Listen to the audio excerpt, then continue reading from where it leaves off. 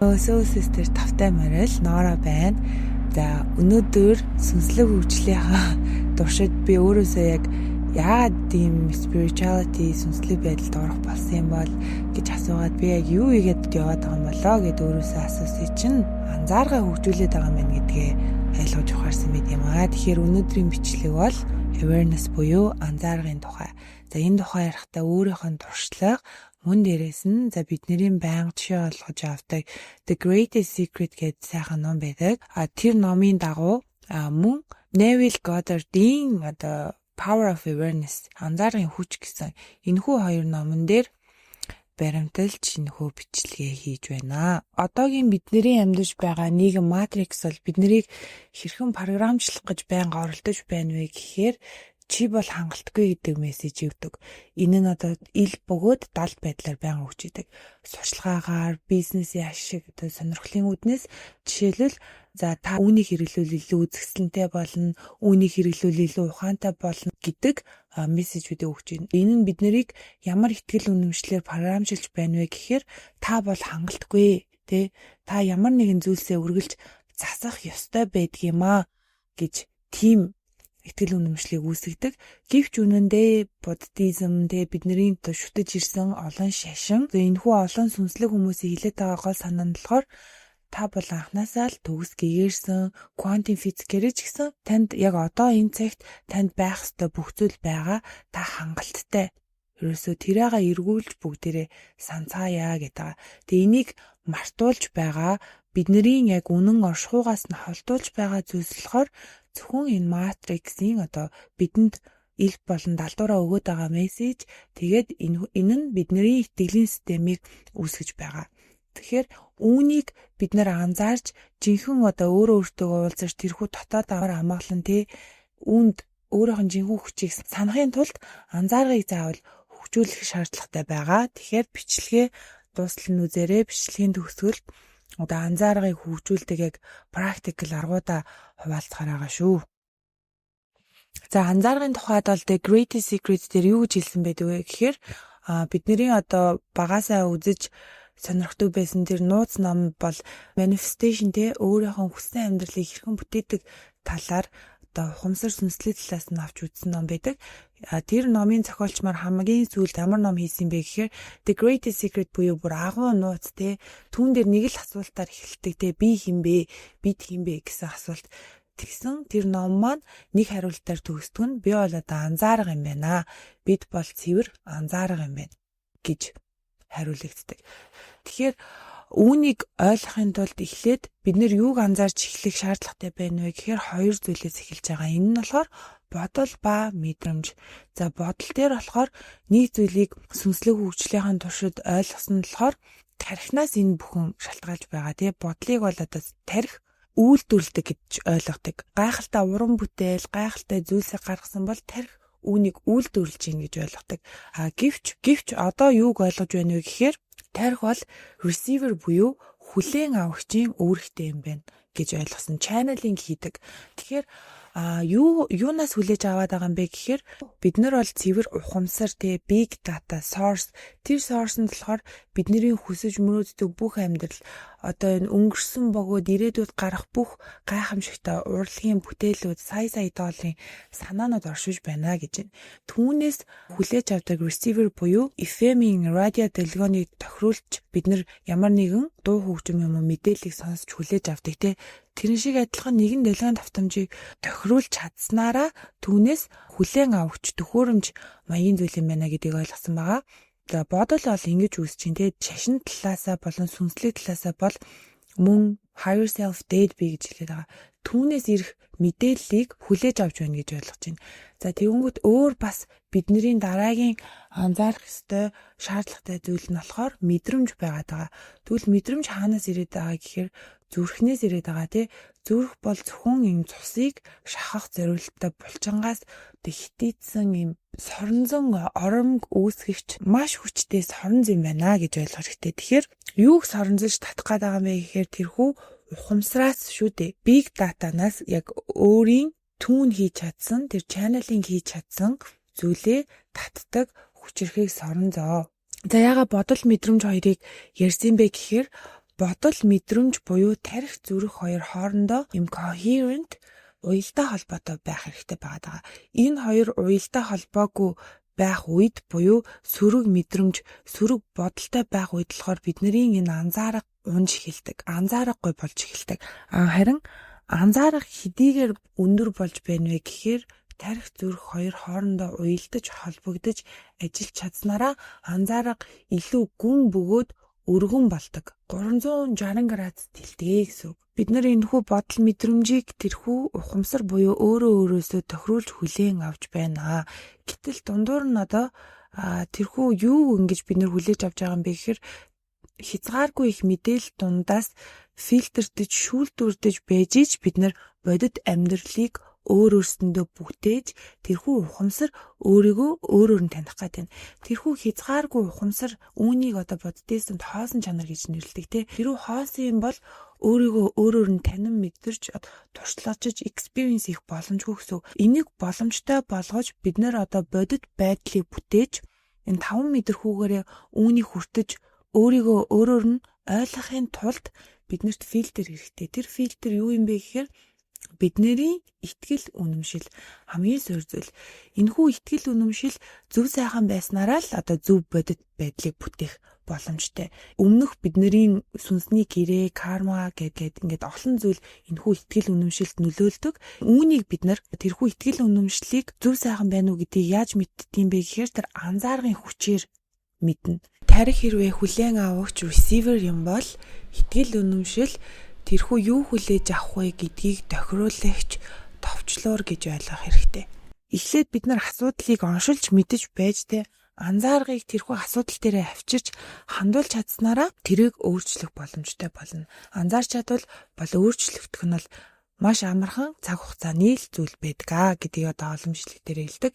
Тэгэхээр бид нар эхлээд тэр бодол мэдрэмжийг үүсгэж байгаа фильтр буюу итгэл үнэмшлийг анзаарах шаардлагатай болдог. Түрүүний дурдсанаар одоо матрикс буюу нийгмийн програмчлал биднийг чи үргэлж одоо ямар нэгэн зүйлээ засаж сайжруулах шаардлагатай хангалтгүй юм байна гэдэг тийм итгэл үнэмшил фильтрийг өгөөд идэг гэсэн. Тэр юу фильтрдэж байгаа вэ гэхээр тэрхүү хязгааргүй одоо бидний хүсэж мөрөөддөг бүхий л амьдрал байдаг те талбай тэр ухамсараасаа шүүлтүүрдэг. За тэр шүүлтүүр бидний бодит ертөнцийг ерөөсөө бодит байдал одоо амьдарч байгаа таны амьдрал, гэр орон, унжаага машин, найз нөхдийн хүрээлэлтэй таны бүр ингээд цаашлаад ирүүл зүс царайг хүртэл бүтээж байгаа. За тэгэхээр энэ бүхнийг танин мэдэх боломжийг олгодог зүйл бол анзаарга гэж хэлж байгаа. За анзаарах дээр болохоор Neville Goddard-ийн түрүүнд дурдсан Power of Awareness ном дээр хэлсэн хамгийн гол маш гайхалтай санаа нь болохоор хүний оршин буй байгаа байдал гэж санаа гаргаж ирдэг. State of being. Тэгээ энэ болохоор таны яг одоо мэдэрч байгаа бодол мэдрэмжийн одоо байгаа байдал юм бэлээ л дээ. Тэгэхээр таны одоо байгаа тэр state of being буюу таны бодол мэдрэмж хоёр чинь нийлээд state of being буюу одоо цаг дээр ямар дэлгөөн дээр байгааг тодорхойлдог байх нь байна. Тэгэхээр таны бодол мэдрэмж хоёр эерэг мэдээж дээгүр байж ич дээгүр дэлгөөн тавтамжтай одоо мэдрэмжүүдийг бүгдээ сайхан чигсаагаад Instagram-ийн Social дээр 11/11 хуудсанд постоор оруулах болно. Мөн бичлэгээ үзвэл бас гарна. Тэгэхээр мэдээж эдгээр бол эерэг сайхан мэдрэмжүүд төрөлхөөс бид нарт заяасан тэр сайхан инээд хөр эдгээр мэдрэмжүүд байгаа тий. Тэгээд дэлгөөн тавтамжийн хувьд бас доогоор мэдрэмжүүд гэж байгаа. Тэгэхээр та ерөнхий ямар дэлгөөн тавтамжин дээр байгааг бодол мэдрэмж хоёр чинь зохицуулж байгаа. Үүнийг нийтд нь state of being буюу одоо таны оршин буй байгаа байдал гэж Neville Goddard бол нэрлэж байгаа. Тэгэхээр та одоо өдрийн дийлэнхтэй ямар state of being оршин буй байдал дээр байна түүн чинь хатуурч тогтдгоо. Түүнийг анзаарах хэрэгтэй. Та яг одоо ямар байдал дээр оршиж байна вэ гэдгээ өдрийн турш ойр ойрхон анзаарснараа энэхүү анзаарах хөгжөөд тэгээд анзаарах хөгжснөрөө бас энэ өөрийнхөө оршин буй байгаа байдлыг өөрчлөх боломжтой болдгиймээ. Үүнийг өөрчлөх ганц хүч нь бол анзаарга юмаа гэж хэлж байгаа. За тэгээд анзааргын тухайд болохоор анзаарга ба анхаарал хоёрын бас ялгааг ярих шаардлагатай болж байгаа. Тэгэхээр анзаарга гэдэг нь бол яг л бидний цэвэр ухамсар, source одоо бурхан бүтээгч гэж ярьдаг те тэрхүү том орон зай гэж үзэх хэрэгтэй. энэ бол бүхий л талбай тэр далай тэнгис гэж үзэх юм бол анхаарал түүнээс одоо тусаж байгаа нэг гэрлийн цэг тэ анзаарах тэнгэр юм бол анхаарал бол анзааргын төвлөрөл гэж үзэх хэрэгтэй. Анхаарал бол анзааргын хэрэгсэл анзаарга гэж одоо тэрхүү том ухамсарыг хэрхэн та ашиглаж болох вэ гэхээр анхаарлаараа зохицуулж ашиглаж олдог бахнэ. Тэгэхээр та анхаарлаа юун дээр авчирч байна түүнийг л амьдралдаа татчихэдэг. За жишээлбэл бид нар ингээд нэг юм нийгмийг шүүмжлээд хүмүүсийг муулаа яриад идэгтэй. Тэгээд тэрийг өөртөө татахгүй гэж боддог. Үнэндээ хамгийн сайн татаж байгаа зүйл бол яг тэр байдаг. Одоо анхаарлаа та тэнд хурцаар маш хүчтэйгээр өгж идэг ямар нэг юмыг шүүмжилж дургуутсаж ярьж байхтай гэсэн үг. Тэ магтаж ярьж байхтай ч гэсэн ялгаагүй өгж идэг болохоор та өөрөө state of being буюу таны яг одоо оршин буй байдал чинь та яг тэр магтаж буй зүйлээ болж хувирж байгаа гэдгийг хэрвээ та анзааргаа хэрэгжлүүлж чадах юм бол анзаарнаа. Мөн муулж ахтаа хүртэл би тийм хүн болохгүй гэж наагаараа ил ухамсараараа бодох бол ямар ч хамаагүй яг анхаарал юун дээр төвлөрнө таны бодит амьдрал тэгж биелээ олж байгаа. Тэгэхээр энэ үгийг хэлэх маш дуртай байдаг. Анхаарал бол сүнслэг мөнгө. Та мөнгөө юунд төлнө яг түүнийг худалдаж авч байна. Тэгэхээр анхаарал яагаад юм чухал юм бэ гэхээр тэрхүү анзааргын хэрэгсэл. За анзааргыг өөр нэгэн гоё өнцгөр тайлбарлая гэвэл тэрхүү бидний бодит байдал бол итгэл үнэмшлэр фильтрдэгдэж дандаа биднэрт бодит жинхэнэ үннээс тохол тасархай та юу харахыг хүснэ, та юу гэж хүлээж авахыг хүснэ тэрүүгээр чинь л харагдаж байгаа. Яг үнэндээ бол таны хүсэж байгаа бүх амьдрал, таны хүсэж байгаа бүх зүйл яг энэ талбарт оршиж байна гэж та төсөөл. Хэрвээ та анзааргаа нэмэгдүүлэх юм бол зүгээр түүнийг анзаарч харна. Та аль хэдийн байсан зүйлийг анзаарч харж чадж байна гэсэн үг. Тэгэхээр аль хэдийн байсан зүйлийг channeling хийж олж авч чаднаа. Хэрвээ та ямар нэгэн бүтээлийг туурах гэж байгаа бол тэр бүтээл чинь ямар нэгэн орон зайд аль хэдийн оршдог. Тэгээ та анзааргын тусламжтайгаар тэр анзааргын хэрэгсэл болох анхаарлын тусламжтайгаар тэр зүг рүү анхаарлаа хандуулснараа channeling хийж тэрхүү бүтээлээ гаргах боломжтой. Тэрнээс энэ бол ингээд тархинаас үйлдвэрлэгддэг зүйл биш ээ гэж ойлгох хэрэгтэй. Тэгэхээр тэрхүү бодол мэдрэмжийг чиглүүлэгч зүйл бол хаашаа анхаарлаа өгж байна вэ гэдгээ эхлээд анзаарах шаардлагатай болж байна.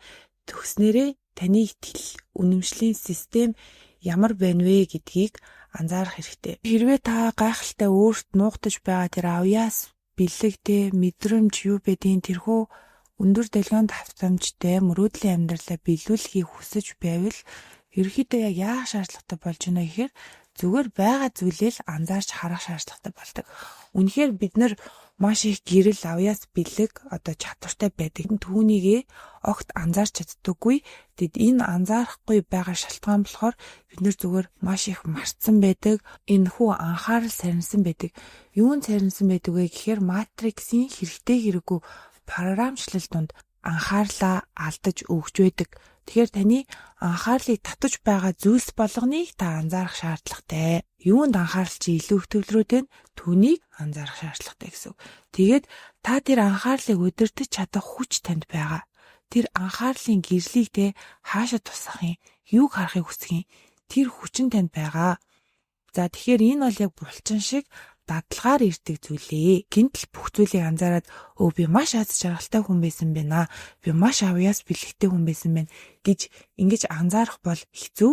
Гэхдээ энэ бол маш хурдан сайжирдаг зүйл. Бидний үргэлж яриад байдаг сүнслэг дадлууд эдэн шүү дээ. Бясалгал эдгээр дадлуудыг хийх хэрэгтэй. Тэгэхээр одоо яг бичлэгийнхэн гол хэсэг буюу хэрэгжүүлж болох тэр практик дасгал дадлагуудыг хэлье. Тэгээд сүнслэг хөгжил талаасаа ч таны энгийн амьдралтай аз жаргалтай байхгүй шийддэг зүйл бол анзаарах. Та юунд анхаарлаа өгж байна? Юунд анзаарахтай болж чадж байна те? Анзаарах гэдэг бол аль хэдийн байсан зүйлийг ухаарж ойлгоод байсан байж те гэдэг нүд нэгдэх зүйл. Анхаарлал тэр анзааргын их гэрлийг хаашаа чиглүүлж байна те? Таны бодит амьдралыг бүтээгч, таны итгэл үнэмшлийн системийг баталгаажуулагч, одоо оршин буйг чинь тодорхойлох зүйл учраас ийм чухал. Тэгэхээр энэ хоёрыг хөгжүүлэх шаардлагатай болж байна. За тэгэхээр жирхэг 6 аргыг хэлье. За нэгдүгээрх нь болохоор ухамсартай амьсгалах. Та хизээ танд анзаарга ирэх нь тэр хор мөч бүрийг бэлэг гэж бодоорой те. Амьсгалаа та хизээ анзаарч чадах нь өдрийн туршид. Инээр болохоор та зүгээр итгээд найдаад залбираад орхих хэрэгтэй. Ингээ ойр орхи ирээрээ би хизээ амьсгалаа анзаарч чадах нь. Одоо ингээд хэлэхэд л та амьсгалаа анзаарч байгаас те. Хэрвээ анзаарч чадсан бол баяр хүргэе. Танд анхааралчан анзаарах чи ирлээ гэсэн. Тэгээд үүнийгээ алдахгүй яг ингээ 2 минутын турш амьсгалаа ажиглах те. Өдрийн туршид үүнийг хэдэн ч удаа хийж болно. Анзаарга ирэх үед 2 минутын турш амьсгалаа анзаарах гэж хичээгээрэй. За 2 дугаар маш хүчирхэг арга нь болохоор унтахын өмнө жийж болно, өдрийн туршид хизээж жийж болно. Сууж байгаа үед бол хөлийн улаа газар тавиад body scan хийх арга байдаг. Хөлийн улаас эхлээд толгой орой хүртэл эд хэрэгтнүүдэд анзаараад ямар мэдрэмжтэй байна, шилж гин үү, яаж гин гэд ингээд анзаарах. Тэгээ энэ бол биеийн анзааргыг авчрах маш гайхалтай бясалгал, анхаарал төвлөрөлтийг сайжруулах арга байгаа. За 3 дугаарт нь болохоор 3-2-1 practice буюу 3-2-1 гэж арга байгаа. Өдрийн турш анзаарга ирсэн үедээ 3 зүйлийг яг одоо ингээ анзаарч харж байгаа 3 зүйлээ хар. 3 чимээг сонсох гэж хичээ. Машины чимээ, хин нэгний дуу хоолой, тэгээ өөр одоо background-д цаан чинь ямар чимээ байна тэр 3 чимээг сонсоод нэрлэл. За тэгээ 3 мэдрэмжээ нэрлэх гэж оролт. 3 одоо ямар мэдрэмж дараалж орж ирж байна.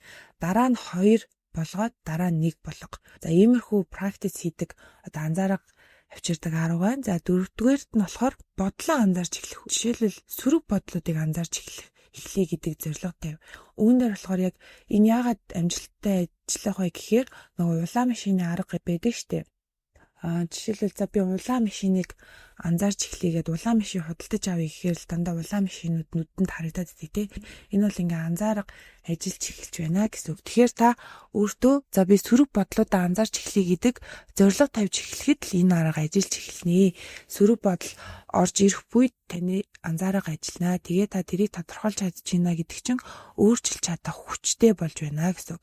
За 5 дугаарт нь болохоор одоо тэр зүрх гэдэг мэдрэмжийг төрүүлээд байгаа тэрхүү мэдрэмжийг соронзолж аваад байгаа тэр эрхтэн дээрээ зүрхэн дээрээ гараа тавиад хайр талархлын одоо татаж хүлээж авч байна гэдгийг мэдэр. Хайр талархлын гинжиг эхлэхийг үүсгэх гэж оролт. За тэгэхээр энэхүү хайр талархал гэдгийг мэдрээхээр шууд л зүрх рүү ингээ орж ирэхгүй штэ. Тэгэхээр энийг бодлын гинжиг эхлэхээр үүсгэж болдог сайхан арга байдаг. Талархаж эхлэе гэхээр нэг хүүхэдтэй баярлалаа, эцэгтэй баярлалаа, найз нөхдөд баярлалаа гэд ингээ дуусгахгүйгээр өргөжлүүлээлвэ. Өөрийнх нь компьютер утаас те нөмөрж байгаа хүнжил одоо сууж байгаа сандал газар ингээд за энийг ингээд энэ гинжин холбоог хэр удаан өргөжлүүлж чадна тэр тусам таны зүрхэн хүртнээс эхлээд ингээд маш их гэрэл талархал хайрын хүч ингээд таныг дүүргээд бүрхээд таны энергийн бүр орон зайг бүрхээд дараа нь ингээд дэлхийг хүртэл сансар огторгыг тэр аяар нь гэрэлтүүлж бүрхэж өөрөө гэрэл талархал өөрөө та тэр талархаад байгаа зүйлстэйгээ уус нэгдэж байна гэж төсөөлөөрэй. Энэ бол 5 дугаарх маш хүчтэй гайхалтай арга байлаа. Энийг одоо та өдрийн хизээд ч хийж болно. Ихэнхдээ өглөөгөр хийхэд бол гайхалтай мэдрэмжийг авчирдаг.